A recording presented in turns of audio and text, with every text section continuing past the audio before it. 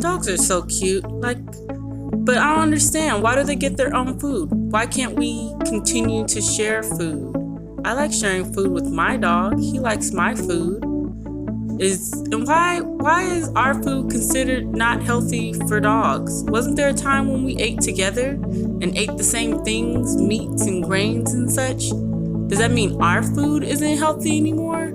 Or like is the quality of their food better for them and it's no longer good for us? And if it is, then why are we shaming old people from eating dog food? It's nutritious, it's good for them, it's good for us, their teeth.